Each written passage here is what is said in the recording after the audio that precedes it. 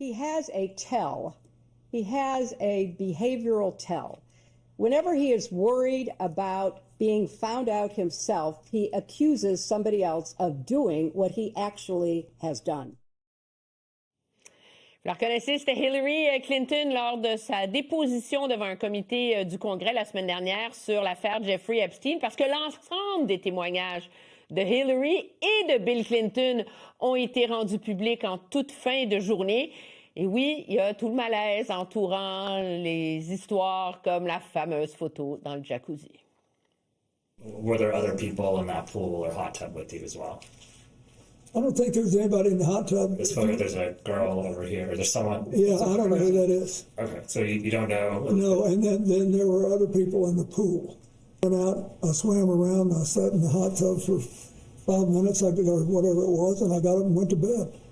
And then I have to ask this, did you engage in any sexual activity with this person? Pour en discuter, je joins Guillaume Lavoie, membre associé à la chaire Raoul Dandurand. Bonsoir. Bonsoir, Emmanuel. Il y a quand même quelque chose de surréel, tu sais, de voir un ancien président des États-Unis, là, malgré son passé, être obligé de témoigner sur avec qui a pris un jacuzzi en l'an 2000. Là. Oui, et là-dessus, il faut voir, là, d'abord, c'est très long, hein, c'est 4 heures et quelques pour Mme Clinton, à peu près la même durée pour Bill Clinton. Ça fait tellement longtemps, et franchement, il y a des membres du comité du côté républicain où c'était clownesque, mal préparé. C'est comme si leur volonté de faire éclater un scandale est tellement grand qu'ils posent leurs questions un peu croches.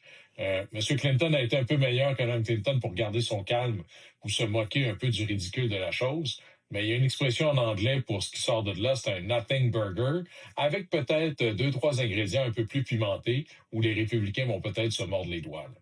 Comme quoi, par exemple? Ben, par exemple, c'est M. Lutnick, le secrétaire au commerce, un des frotteurs en chef de Trump, qui est, lui, pas pris dans une criminalité quelconque, mais il est pris dans sa propre propension à mentir pour plaire au patron.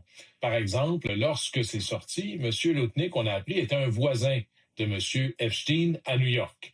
Alors, il était allé chez M. Epstein à sa maison, et après ça, il court après les journalistes pour dire, presque avec du trémolo dans la voix, « Je suis allé chez lui, j'ai vu son comportement et j'ai dit à mon épouse, plus jamais je vais dans la même pièce d'un homme aussi dégoûtant. » Ça se défend. Sauf que l'été suivant, il fait faire un détour à son bateau alors qu'il est en vacances pour arrêter sur l'île pour aller manger avec l'Epstein en question. Ça fait pas de lui un pédocriminel. Ça fait de lui un super menteur. Et le nom est revenu ici dans le comité. Alors, on en a parlé. Et le fameux jacuzzi, ben là, finalement, on apprend que selon le souvenir de M. Clinton, qui disait « Moi, de ce que je me souviens, c'est pas du tout sur l'île, je suis jamais allé, c'est au Moyen-Orient où j'étais là, puis c'est la piscine de l'hôtel, puis voilà ce qu'il en est. » Et dans tout ça, ben là, ce que les démocrates sont en train de mettre de l'avant, Emmanuel, c'est il y a un nouveau standard. Si un président peut venir témoigner, si un ancien président peut venir témoigner, un président peut venir témoigner aussi. Et là, ils disent, si nous, on est majoritaire à la prochaine élection de mi-mandat, au comité, on va être majoritaire et on va demander à Trump de venir témoigner.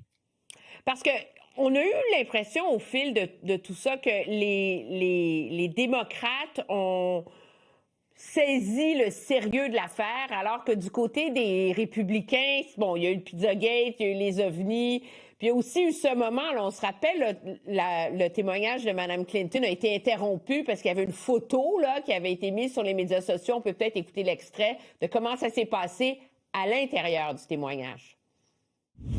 If there are photos that are being released of the secretary as she is testifying, can you please explain how that I'm done with this. If you guys are doing that, I am done. You can hold me in contempt from now until the cows come home. This is just typical behavior. We will go off the record. Oh, for heaven's sake. So I would like to understand how that's permissible. Before the hearing was... It doesn't matter. We all are abiding by the same rules. I will take that down. Yeah, So well... I would like to take a break at this moment. Yeah, I'd like to have I'm a done conversation. for now. Comme tu disais, l'exaspération, hein? Oui, et Mitch McConnell, qui est le premier républicain au Sénat, avait dit à un moment donné que les républicains avaient de la difficulté avec la qualité de leur candidat. Ben là, vous avez eu, et c'est Mme Beaupert qui était une farce dans la présentation de Mme Clinton. Elle était un clown quand c'est M. Clinton qui est allé témoigner. Elle est une représentante républicaine. Elle fait partie de cette espèce de mouvance de candidats d'une qualité plus questionnable. Et c'est elle qui finit par tirer tout le monde vers le bas. Les Clinton, au début, voulaient pas y aller en disant ça va être un show pour la galerie. Et finalement, je pense qu'ils ont bien compris que ce sera l'occasion de créer le nouveau standard. Et là-dessus, Mme Clinton s'est pas gênée pour envoyer peut-être quelques flèches à Trump. Et ce qui va en ressortir, c'est qu'à la fin, si les démocrates doivent y aller et parler, est-ce qu'il ne serait pas naturel que celui dont le nom apparaît le plus souvent dans les dossiers Epstein apparaisse lui aussi? On s'en va nulle part, c'est pas ça qui va faire éclater une vérité quelconque, mais si l'idée de la création de ce comité était d'embarrasser des adversaires de Trump pour que lui, ça le touche pas, ben là, ça, c'est un pétard mouillé. Mais je vais te poser une question vraiment naïve, là. Pourquoi l'idée de la création de ce comité-là, c'est pas d'essayer de comprendre? Tu sais, je comprends là, le sexe, etc., le côté absolument dégoûtant là, du trafic de jeunes ados, mais d'essayer de comprendre pourquoi et comment il a été capable de mettre ça en place avec tout le... Je veux dire, il y a des vraies questions d'intérêt public là, qui se posent autour de cette affaire-là. C'est pas supposé être ça, le but de cette commission-là? Il y a juste la réplique de Yes Minister qui me vient en tête tout de suite, c'est « Les faits sont particulièrement inutiles lorsque vous êtes dans le cadre d'un comité parlementaire ».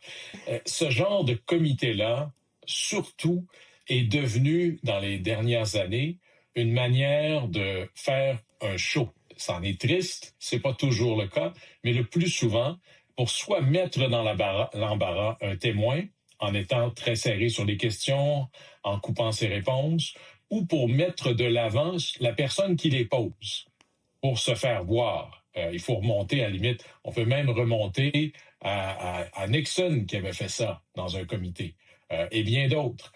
Malheureusement, ce ne serait pas l'endroit. L'endroit, c'est l'enquête du FBI, et la grande question devrait peut-être être davantage aux enquêteurs. Vous avez entendu plein de choses, il y a un fouillis là-dedans, des témoignages crédibles, des témoignages qui ne le sont pas.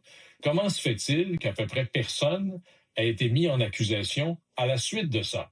Ou pourquoi vous avez posé des questions à X, mais pas à Y? Ou pour le dire simplement, pourquoi vous avez posé des questions au Clinton et pas vraiment à Trump?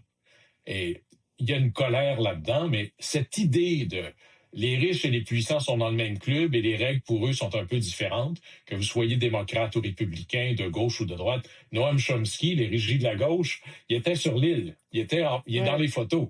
Alors, là-dessus, ce que Trump avait essayé de mettre de l'avant en poussant l'affaire Epstein, c'est les élites sont contre vous. Et moi, je suis votre représentant, je suis contre les élites. Et on se rend compte de ce qui ressort de tout ça à la fin.